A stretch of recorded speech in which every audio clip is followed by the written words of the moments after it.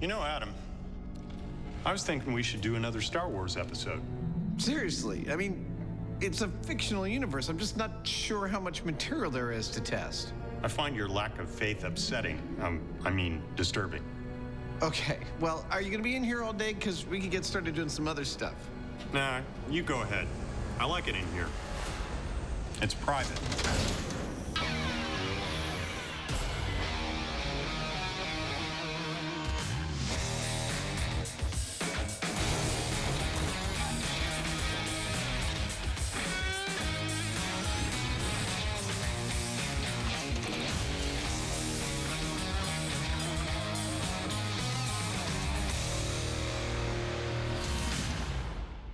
Nice bucket. Thank you.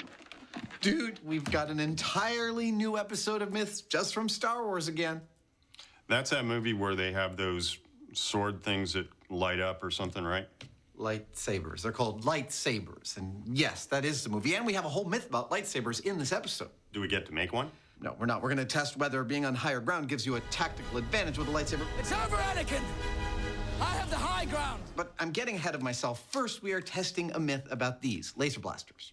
And those are... Well, these are the weapons of the stormtroopers in the films. Stop that ship! Blast them! And no matter how often they shoot at the good guys always seem to be able to dodge out of the way of them.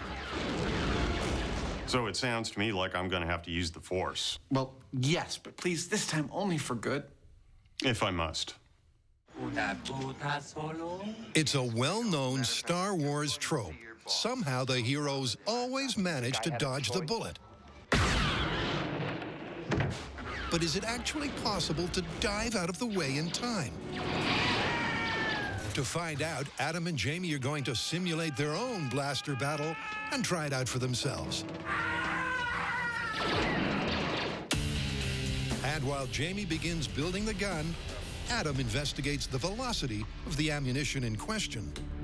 Let's talk laser blasters. Oh, wait, it's Star Wars. Let's talk laser blasters.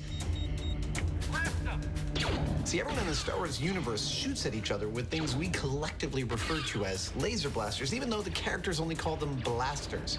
But we think of them as lasers. The question is, are they? Well, let's find out. I've got here a handheld laser pointer. It shoots a green laser. Let's figure out how fast this thing goes. 3, 2, 1. There we go. All right. Yep, 186,000 miles per second. I'm kidding. I'm not measuring light with this. It's actually a force gauge. Get it? Force gauge. The fact is, we all know how fast light moves. So I'm going to venture to say that the bolts from the blasters on Star Wars move a lot slower than the speed of light. How much slower? I'm going to find out by watching Star Wars, measuring them with calipers, and using some math to figure out how fast they might move in the real world. That hallway is 88 inches wide. Once I get enough measurements, I'm going to average them out, and it should give me a consistent laser blast speed. By extrapolating from a visual reference, Harrison is 6 feet tall. and timing how long it takes the blaster bolt to cover a known distance, Adam can calculate its velocity. And before you can say laborious arithmetic, 7 frames. Adam has calculated an average from across all 6 movies. I've got a speed of between 130 and 135 miles per hour at a distance of about 40 feet. So that's what Jamie's gun will replicate. 130 miles an hour at 40 feet. We're going to be replicating the performance